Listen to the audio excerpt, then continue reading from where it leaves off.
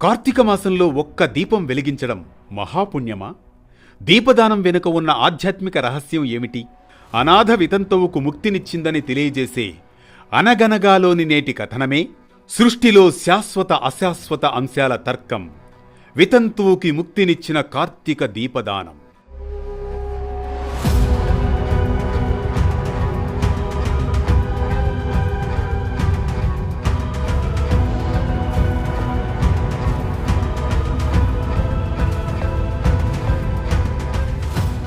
అనగనగా యాగద్రవ్యాల కోసమని వశిష్ఠ మహర్షి జనక మహారాజు నివాసానికి వెళ్ళగా ఆయన కోరికపై వశిష్ఠుడు వివరించిన సంపూర్ణ కార్తీక మహాపురాణంలోని కథా సందర్భమిది. దీపదాన మంత్రం వివరిస్తారు వశిష్ఠ మహర్షి జనకుడికి. సర్వజ్ఞానప్రదం దీపం సర్వసంపత్సుభావహం దీపదానం ప్రదాస్వామి శాంతిరస్తు సదామమ. జ్ఞానమును సంపదలను శుభములను కలిగించే దైవ దీపదానాన్ని చేస్తున్నాను. దీనివలన నాకు నిరంతరము శాంతి సుఖములు ఏర్పడుగాక అని చెప్పుకుంటూ పిండితో సహా ఆ దీపాన్ని బ్రాహ్మణునికి దానం చేయాలి. అలా చేసిన వారు అక్షయమైన పుణ్యాన్ని పొందుతారు.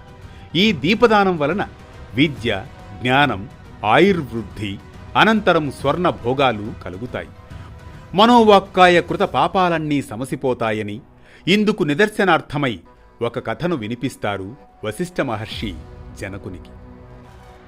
అనగనగా ద్రావిడ దేశంలో ఒక అనాథ వితంతువు ఉండేది. ఆమె రోజూ భిక్షాటన చేసేది. అందులోని అన్నం, కూరలను విక్రయించి ఆ ధనంతో తృప్తిపడేది.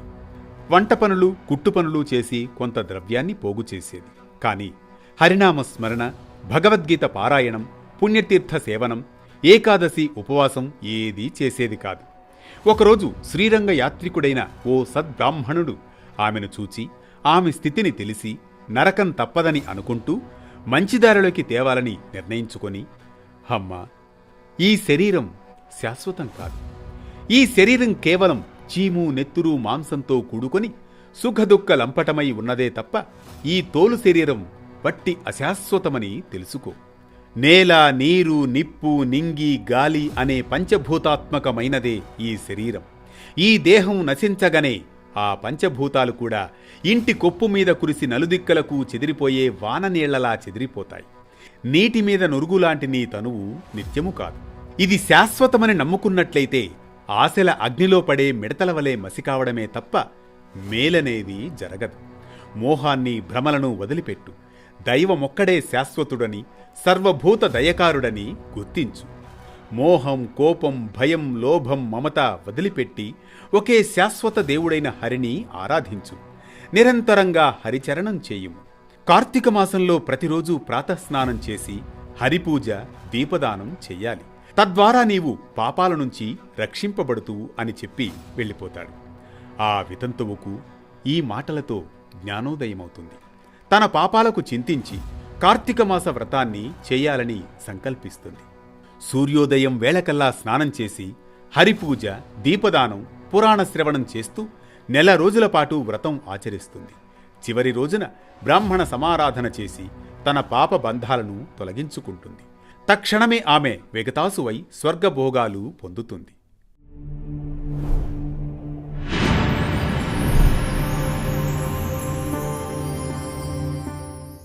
అర్థమైంది గురువర్య, ధన్యోస్మి అంటాడు వశిష్ఠ మహర్షితో జనకుడు. ఇది కార్తీక మహాపురాణం. సృష్టిలో శాశ్వత అశాశ్వత అంశాల తర్కం. వితంతువుకి ముక్తినిచ్చిన కార్తీక దీపదానం.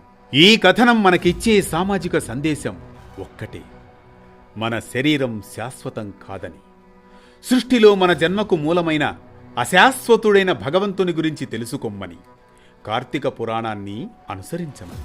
ప్రతినిత్యం ఓ పురాణ కథనం, సూటిగా, స్ఫూర్తిమంతంగా, సామాజిక సందేశంగా. ధర్మం చెప్పే కథల సవ్వడి, జ్ఞానం చెలరేగే కథన ఒరవడి. అనగనగా అంటూ మళ్లీ రేపు పలకరిస్తుంది ఆరుబయట వెన్నెల్లో జోకొట్టే కథల్లా వేటు న్యూస్.